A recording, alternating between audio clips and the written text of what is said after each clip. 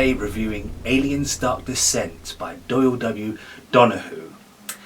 This game came out earlier this year and I haven't played it yet, and there's a reason for that.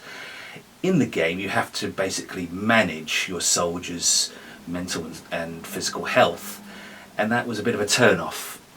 There's enough going on, there's enough drama in real life without having to sort of manage stress in a game. But anyway, how does the soundtrack fare? Well, I've given it a couple of listens now and Donehoo does a good job. It's not quite as distinctive as Austin Wintory's Aliens Fireteam Elite, nor is it quite in the same league as Alien Isolation or Aliens Colonial Marines as game music, but it's still a pretty decent effort. I'd like to single out The Queen Must Die for its definite nods back to James Horner's Alien, specifically Bishop's Countdown. You can hear a lot of James Horner's influence in this, as you can with little trumpet lines reminiscent of Jerry Goldsmith's Alien and some more aleatoric expressions, which it's interesting because Elliot Goldenthal with Alien 3 didn't really deliver an aleatoric soundtrack apart from Hello, I Must Be Going, which was had this little like Leonard Rosenman run in it, but for the most part it was just strange without being unpredictable. You knew exactly what the music was expressing when Vincenzo Nicolai's character Jude is bumped off, for example. You got that you got that doomy sound going, so you know exactly what the music's doing. It may seem strange off or anything, and even the bait and chase cue in that, or one of the very first bait and chase cue, which tries to be very sort of like edgy and avant-garde, is more like a traffic jam with bees, as one person expressed it to me. And so, Aliens Dark Descent. What does it do well? Well, it's a very atmospheric score.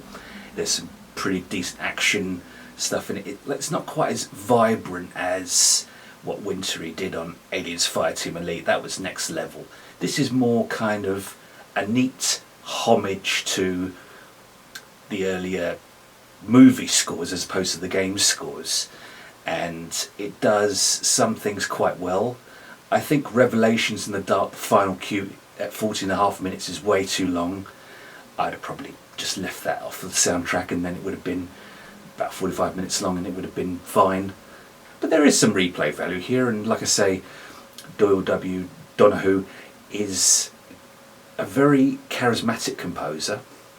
He definitely knows how to extract potential from something. He doesn't quite realise it to its fullest here, but you can definitely see where the progression is going, and I'm very excited to hear what he does in the future. He's already got an amazing catalogue of work behind him as it is, and this has some definite highlights which really bring out some of his finest qualities as a composer. The way that he uses tone, the way he paces things at its best in Aliens Dark Descent, the way he builds atmosphere, counterpoint. And so, as an Alien soundtrack, you know, putting it in sort of like the gaming and the film spheres, I'd say this is right in between John Frizzell's Alien Resurrection and Elliot Goldenthal's Alien 3. And like those scores, I give Aliens Dark Descent by Doyle W. Donehoo 3 out of 5 stars. Pretty good, got some replay value.